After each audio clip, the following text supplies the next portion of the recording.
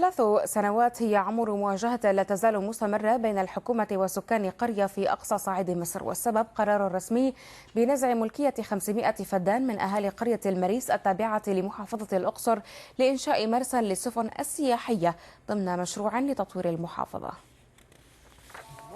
من الوهلة الأولى لا يبدو نمط الحياة في قرية المريس مختلفا عن مثيله في قرى أخرى بصعيد مصر. الفرق أن السكان هنا لا ينشغلون فقط بالمشكلات الحياتية المعتادة، بل بمشكلة أخرى تهدد استمرارهم على أرض آبائهم وأجدادهم، والسبب قرار حكومي بنزع ملكية 500 فدان لتحويلها إلى مرسى للسفن السياحية التي تقصد الأقصر. يقابل أهل المريس القرار بالرفض ولا يلتفتون إلى وعود حكومية بتعويضات مغرية. احنا رافضين مبدأ التعويضات. بالنسبة للتعويضات احنا ده أرضنا مش هنبيع فيها ولا عشان احنا نفكر في تعويض، عشان نقول له مثلا عاوز كذا ولا كذا في الأرض تعويض. لا، احنا رافضين مبدأ أصلا ان احنا نسلم أرضنا، ورافضين أصلا المشروع. لا حديث في المريس إلا عن مستقبل غامض ينتظر أكثر من 10,000 نسمة. اختصم ناشطون منهم الحكومة أمام المحكمة باعتبار أن المشاريع السياحية ليست مبررا لإرغام المواطنين على ترك أراضيهم.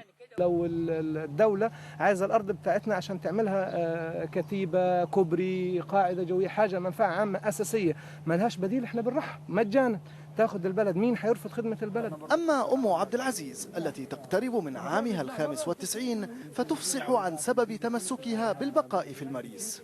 أنا نبص على النيل أول ما نقوم نصلي الصبح، نبص على النيل. لما بصيتش على النيل كأني ما بصيتش على أولادي. لازم نصلي الصبح نطلع نبص على النيل. دريت على كده، طلعت وجيت لقيت نفسي نبص على النيل، ما اقدرش نبعد منه.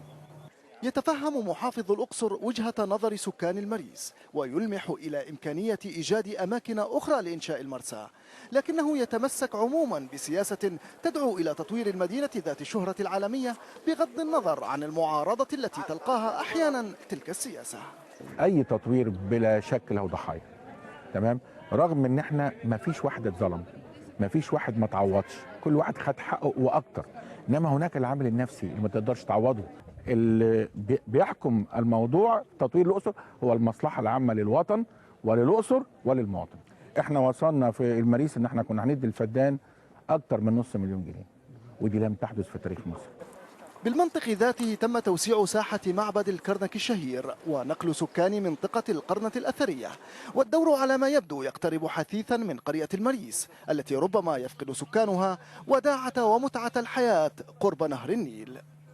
ليست هذه المرة الأولى التي تدخل فيها الحكومة كطرف في نزاع مع مواطنين، نزاع يتمسك فيه كل طرف بموقفه ليبقى الأمر في النهاية مرهونا إما بحكم من المحكمة أو بقرار من رئيس الجمهورية.